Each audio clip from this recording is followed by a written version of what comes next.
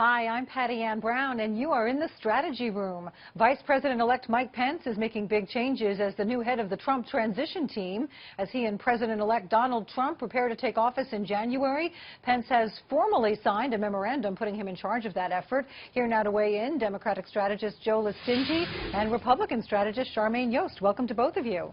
Hi, Patty. Thanks for having us. So New Jersey Governor Chris Christie had been in charge of the transition, and Christie put together a group that included lobbyists, bureaucrats, academics, corporate lawyers. After the election, Trump replaced Christie with Pence as head of transition, and Pence has immediately begun purging lobbyists and some others from key roles. Joe, is this consistent with Trump's vow to drain the swamp?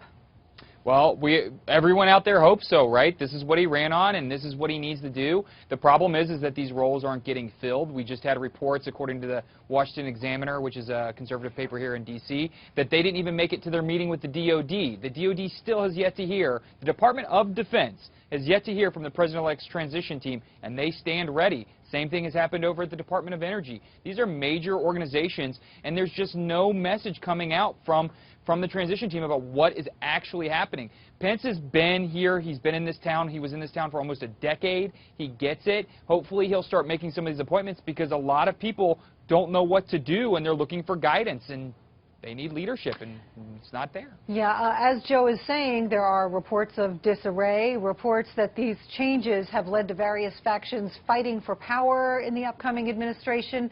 Charmaine, are you concerned, or do you think the conflict's being exaggerated by the media? You know, Patty Ann, it's been 1 week. 1 week since he won. And if you look at historical data, all president-elects take a little bit of time to get settled in and to start making appointments. Let's think about the opposite case, where if he had come in and just started, frantically making appointments, the media would be all going crazy saying, oh my goodness, Donald Trump is just not being deliberative. He's not taking the time that he needs to think about this properly.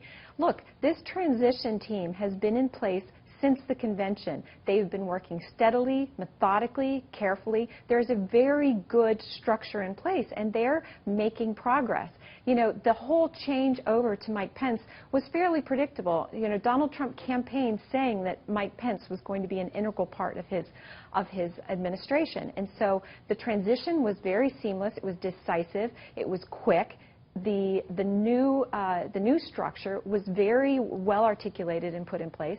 So I think it's really a little histrionic to say that there's any kind of real challenge here. They're making progress, and they're going about it methodically. All right, let's take a look at a tweet from Donald Trump yesterday. Quote, very organized process taking place as I decide on cabinet and many other positions.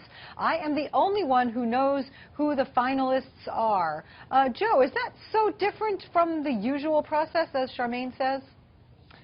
To be honest with you, I've never been on a transition team, so I'm not sure if only one person holds the keys to all of this, but he has got a ton of jobs to fill. There are reports coming out that the transition team is now asking Democratic appointees for references to who could replace them. That story come on, Joe. Let Joe talk.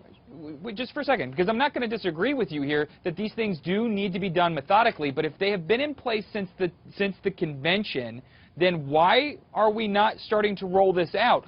People are looking for who's going to be in these very key positions, and now there's only speculation. I mean, a simple press secretary could solve a lot of these problems. I mean, Patty Ann, as a reporter, who do you go to for questions right now? All right, Charmaine, go ahead. Last word here.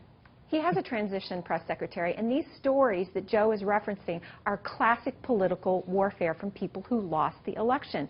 We're seeing sour grapes. We're seeing these leaked stories where, the new administration makes a casual throwaway comment, and next thing you know, there's all this because hand-wringing when the president in the media. speaks, people listen, Charmaine. No, these are made-up stories.